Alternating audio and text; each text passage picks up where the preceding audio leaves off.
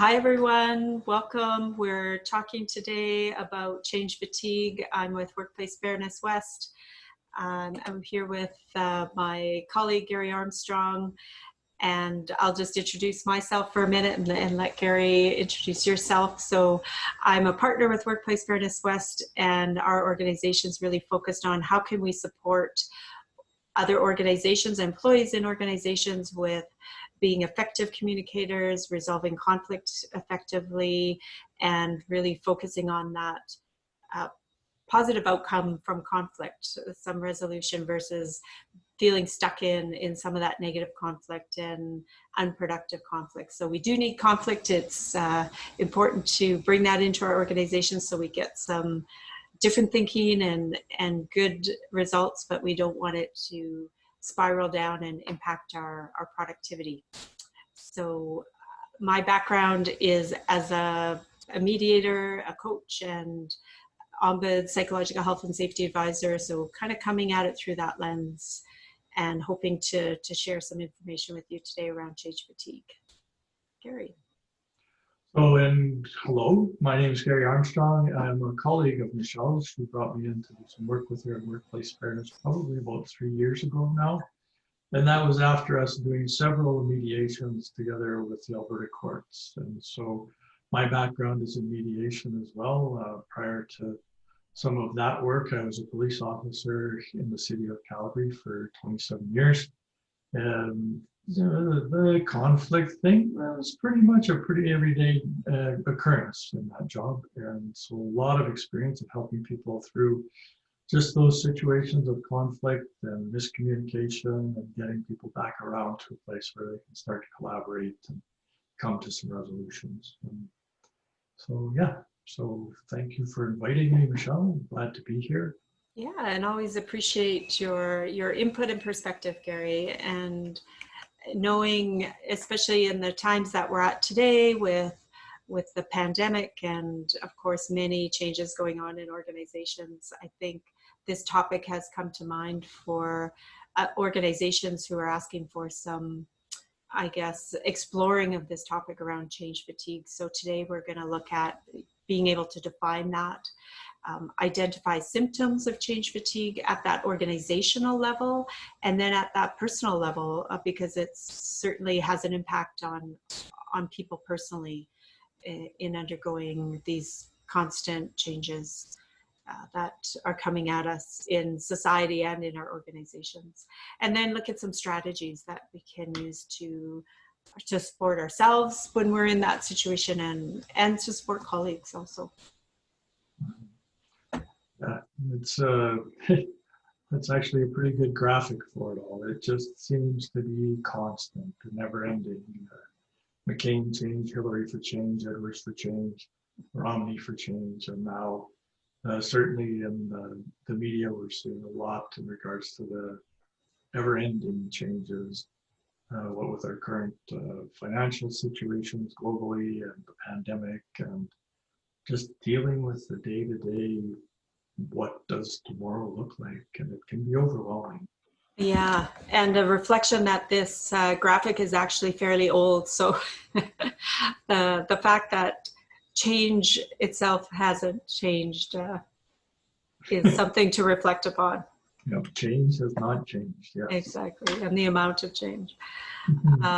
So just some thoughts. I wanted to share a bit of information and statistics around, why is there change fatigue? Where does this come from? So I found some interesting info from the University of Victoria, right? There's been more information produced in the last 30 years than during the previous 5,000. And a weekday edition of the New York Times contains more information than the average person was likely to come across in a lifetime in 17th century England. So, and that information supply available to us just doubles every year. So think about the impact of that. Also, computer power is 8,000 times less expensive than it was 30 years ago. And similar progress in automotive technology. Today you can buy a Lexus for about $2 of what the cost would have been if you travel at the speed of sound and go about 600 miles on a thimble of gas. Yeah, it would travel at the speed of sound. So thinking about the change there, and today's average consumers wear more computing power on their wrists now than existed in the entire world before 1961, which wasn't that super long ago. So No, well, 1961 took in a portion of my lifetime was in the 60s for sure. And I have a son, I have three sons, but one of them I made mention to him about 3 years ago that all of the stuff that's happening with technology, it's starting to get ahead of me and pass me by. And I don't know if I can catch up. And he says, well, you better catch up, Dad, because it's not going to stop. exactly. And Yeah. so certainly for my generation, I have not experienced my generation did not experience as much change as my children's generation has, and the future generations will. It's things move faster. They just move faster. Yeah.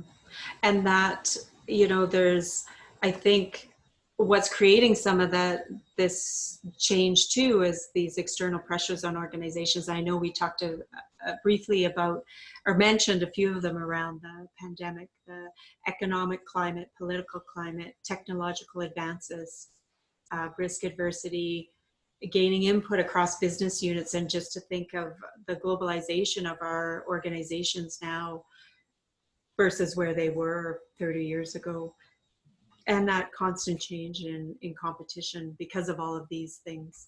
So there's a lot coming at our organizations and at us because of that.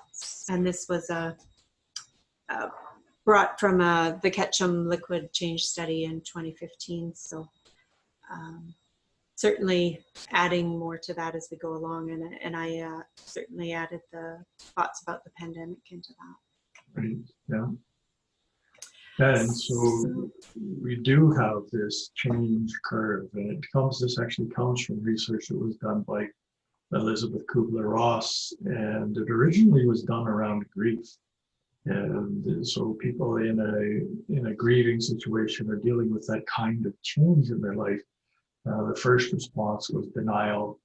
The second one was the realization and shock and confusion about it. And then there'd be an angering, blame, defensiveness piece. Then finally there's a letting go. There's a searching piece, which has to do around anxiety and the uncertainty. And then there's a little bit of a settling, understanding change. There's a development of some optimism around it, some ideas on how to go forward. And then finally the change is accepted, and commitment, enthusiasm, and trust, and all of that. And so I'm really going to be dating myself here, but I can remember a time when we had a rotary telephone at our house, and it had a dial on it, and you turned the numbers. And my dad, he resisted getting one of these fancy push button phones. And ultimately, my mother actually ended up with a cellular phone, which my dad never, ever experienced. And all of those things came about, and eventually Dad came around and accepted the push button phone. Mom's accepted the cell phone. I can only imagine what it is that I'm going to come to accept in my lifetime. But with each and every one of those changes, there's that wave, right? No, it can't change. It can't be like that. And the fatigue part is, as we talked earlier, Michelle, it's about how many of these are going on at the same time. So if we went back one slide and we looked at the pandemic, there's huge changes that are taking place for us around that. There's changes because of that are taking place in regards to the economics. We're seeing changes now. We're looking at a future where there's driverless vehicles. We're looking at a future where fossil fuels aren't the backbone for energy that they once were. And each one of those is a disruptor in its own way. And it can be tiring, just simply tiring, to try and manage and stay. I do this, just like the curve has, to stay on that roller coaster. Yeah, and if you notice the axes of the chart around, time on the horizontal, and also motivation, performance, in a sense, engagement, that sort of thing, and how this can go up and down for people in the workplace. And so if we're just focusing on changes that are coming at us in the workplace versus, you know, society, that's also overwhelming many times, right? And so thinking about how our engagement or our motivation or even our performance, because many of these things and these emotions impact our own performance over time, how that's going up and down. And if we're overlaying many changes within the organization on top of this chart, then yeah, we're all over the place, really. It's lots of emotional energy being put towards that. It's almost a paradox too, because we seem to, as a species, we seem to thrive at moving towards some sense of stability. I mean, like everything seems to be moving towards a sense of stability. And let's just get this so that it's nice and level and nice and even. And at the same time, we want those changes. We want that progress. You know, I mean, look at the sales on the cellular phones, just because I'm playing with that thread. But every 6 months to a year, there's something new in regards to cellular phones. And people are saying, give it to me, give it to me, give it to me. And at the same time, no, I want it to stay the same. I want it to stay the same. And that's just an internal struggle. It's that tension. Yeah. Yeah. Mm-hmm. Yeah, so just a recognition, and I don't want to spend a lot of time on this, the slide. I mean, there's a lot of information here that people can take their time and go through, but you know, just thinking about how we move through the stages, like that horizontal axis of time, right? That's not the same for everyone, that people move through those stages at different speeds, you know, depending on different factors. And back and forth too. Yeah. Right? Exactly, that it's not linear necessarily. Yeah, and you know, our own personal self-awareness, of course, I think plays a big factor in that, and our role and our ability to be involved in that change.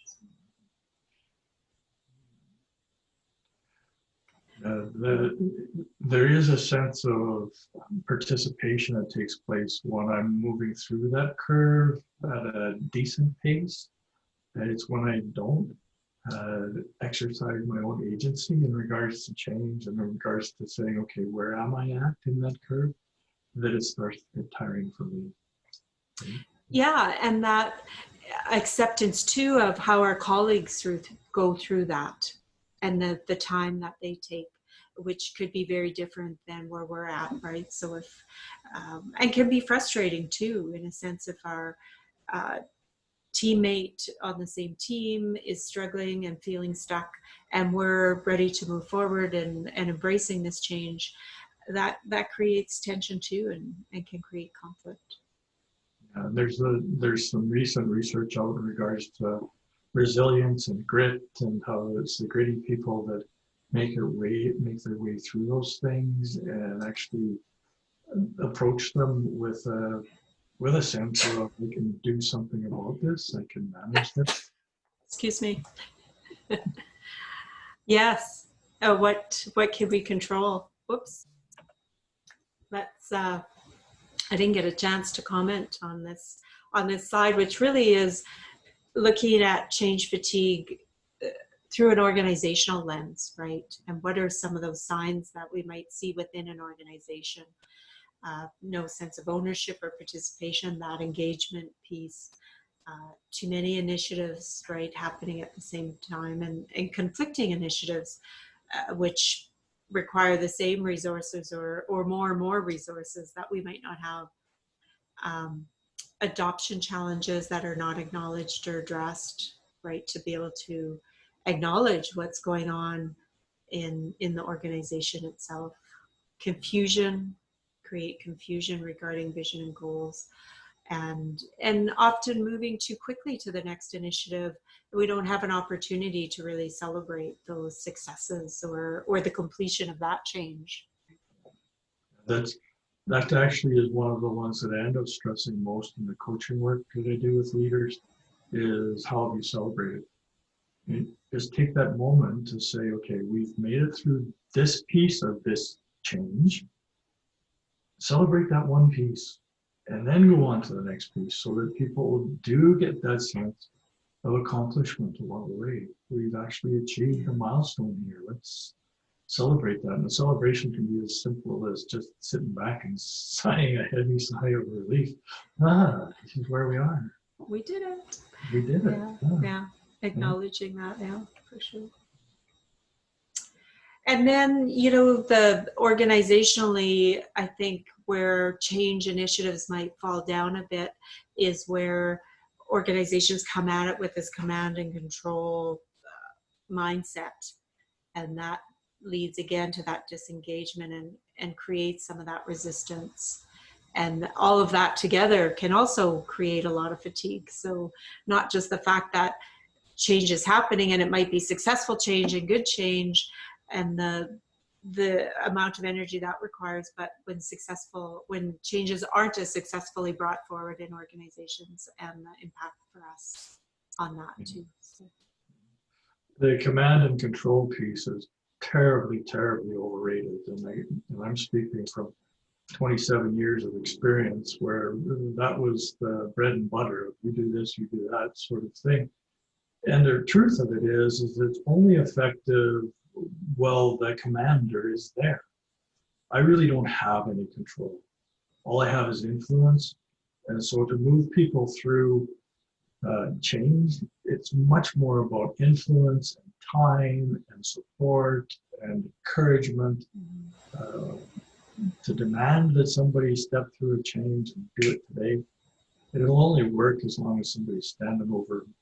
And as soon as that individual that's in charge steps away, people will go back and will go through that change cycle. It's inevitable. Yeah. Yeah. And hopefully, like you said, that as a society and organizationally, that organizations understand that isn't effective and are moving away from that. Mm-hmm. So change fatigue, kind of what does that look like? I think we've been referring to that as we go along, that stress, exhaustion, burnout. And sometimes that looks like passive acceptance of changes because we're ambivalent, right? Disillusion, cynicism, mismanagement of change. Yeah. It's about being tired. It's not about being resistant.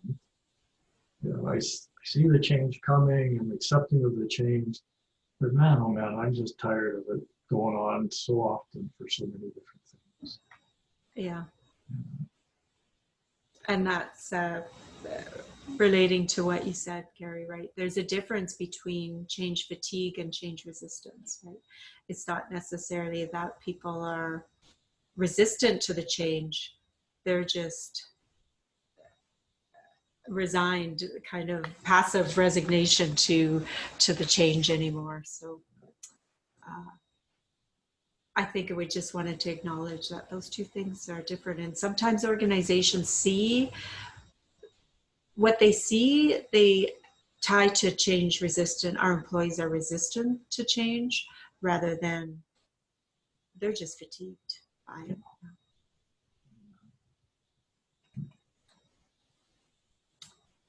And another survey that was done, this continuous volume of change may be wearing out employees, but often senior leaders don't see it.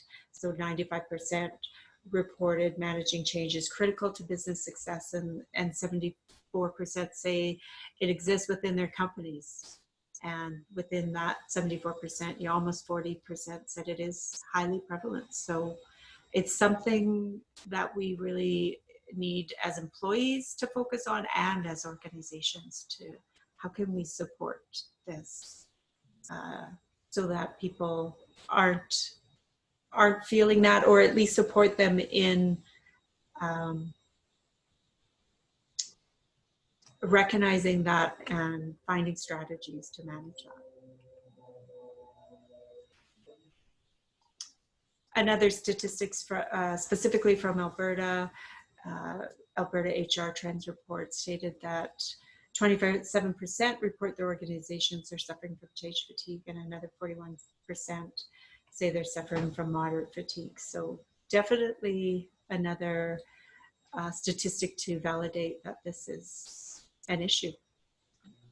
And the way that I look at it is sort of telling myself, I wish there were just one day where I felt like my feet were underneath me and I was standing on firm ground, rather than just stepping off of a boat and having those wobbly legs that go along with it. Yeah, I think lots of people feel that way, right? And a recognition that change isn't going away. Change is our only constant. So Yes. what do we need to do to ensure that change is more successful? And we're seeing now that, well, certainly with the pandemic, we've got provincial health officers, both in British Columbia and Alberta, and they've been credited with doing a significant job at helping people through the changes that are going on with the pandemic that we're currently experiencing. And it's because they're being transparent. It's because they're putting out that information. It's because that they're saying, we will make mistakes along the way here and things will happen. They are predicting, that when it first started, we're shutting everything down for 2 weeks. And then they came back and said, no, it's likely going to be a few months and we're learning more about this disease. And here are the things that we're learning in, and engaging people in that dialogue. And it's actually, as we go back and as we look at what our public health officers have done in managing this change, I think we're going to see probably some of the best case study examples that we could hope for. It's really been interesting to watch. Yeah, it is. And I think there'll be more learnings, like you say, as we go forward, Gary, and have that opportunity to look back a bit. And this, as you commented, these were some essential behaviors for success in managing change. And a big part of that is about engaging. And there was another study in 2019, again, before the pandemic, but looking at how in the nursing area, staff dealt with cost-cutting initiatives, and that inclusive approach really eased that change fatigue. So that's can have a huge impact, I think, on change fatigue at that organizational level. So a change fatigue, just kind of more at that personal level, I think I want to shift to that a little bit and talk a bit about that. Sure. I'll let you dig into that, Gary. I mean, there's a tiredness that goes along with it. There's irritability, depression, and surprisingly enough, there can also be a giddiness of it. So that person that ends up chatting all the time, where before they were maybe very, very closed off and quiet, and it seems just out of character. The loss of appetite, digestive problems, there's an increased susceptibility to illness, and they're all symptoms of fatigue, just general fatigue, brought on, of course, here by the constant change and just walking through that mental exercise every single day of that progression. Am I happy today? Am I sad today? Am I frustrated today? Am I coming to accept this change on this thing? But what about this other piece? And it wears me down. Yeah. I'm sorry. I actually saw something a couple of weeks ago, just a one-word shift to try and help us deal with these changes. And it's to take the word "I have to" and substitute it with "I get to." Okay? Now, I have to go through this change. I get to go through this change. There's something about saying that I get to that gives me some influence in what's taking place. It gives me a place to put my feet on the ground. Yeah, and that these, the physical signs, I think, to be aware of those, but there's also kind of psychological signs. So if you want to speak to that a bit too. Yeah, and the loss of control, the insecurity, and the overload, when those start to happen, I tend to forget that I can as difficult as it is, and don't misunderstand, please, it's not easy, but I can shift my thinking and I can look for the place to have some influence and to lessen some of that fear, to find my way to trust, to seek out the information rather than just listening to what people have to say, but actually going to some folks who would have the true information about the change that's taking place and how long things might be going on for and all of that. Yeah, thanks, Gary. And again, just a building of awareness for ourselves around what might be going on for us. So what, it's just, we want to finish quickly, I think, with some strategies, right, around how do we support ourselves and others who are going through this, our colleagues. And, really it's, I think, I'll talk a bit to this side, and Gary, you can talk a bit to the next around accepting the things you can't change, right? That control piece, and know where you are on the change curve, and it's okay wherever you're at. Focus on those things that you do have control of. And again, Gary, you mentioned this: seek reliable information. Right? Talk about your concerns with family and friends. Be able to process that a bit. Distance yourself from that gossip and rumors. They're often baseless, negative. They might cause you to become even more anxious. Carrying out a bit of a SWOT analysis. What are the strengths, weaknesses, opportunities, threats with what's happening in this change? There might be benefits that you've overlooked, and learning that might come out of that. So. Yeah, to manage the change, to avoid suppressing your emotions. I actually saw somebody in an event one time. He said it's just a concluding thing. We were all sitting in a circle in this class, and he said, "At this moment, I'm feeling very, very sad. I'm going to feel that emotion deeply and commit and completely." He sat there for not more than 2.5, 3 seconds. And he said, "And I'll let it go." And he did. And I watched him do it, and I thought, "Oh my God, you can do that?" But he did it. He recognized his emotions. He acknowledged them. He acknowledged how he felt. He expressed it, and then he said, "Now I'm going to move on." And I'm not suggesting that that's an easy thing for everybody to do, but I am suggesting that there is the ability in all of us to develop resilience. And resilience was something that I wasn't really taught that much as a child. I've learned a fair bit about it over the years, and just to take on some of that and say, okay, I don't like it today, but I know that through time, this is going to be better, and I can actually move myself through those steps by being conscious about it, and just to explore more deeply what the change means. Try to let go of some of that resentfulness and say, okay, I'm here, I'm open, let's see what this is going to be about. Search and emphasize the positive aspects. And that's another one. What's great? What's great about this change? Okay? Don't deny. I'm not saying deny, but also ask yourself, what's great about this change? I have a coaching client. He says, one of the things that I've learned to do is embrace the suck of it all. I said, what? He says, well, change sucks, but I've come to embrace that.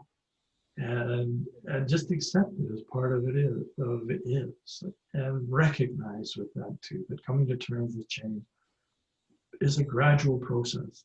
Some people are more gradual than others and move along that line a little bit slowly. So give yourself time, give your colleagues time, take the time that you need, and know that it is within your ability. Absolutely is within everybody's ability. It may be a skill that we need to practice more, but coming to terms with the change, yes, you can do it. Thanks, Gary. Yeah, so just a final wrap up around some of the resources and reference we made today, so you can have some links to that.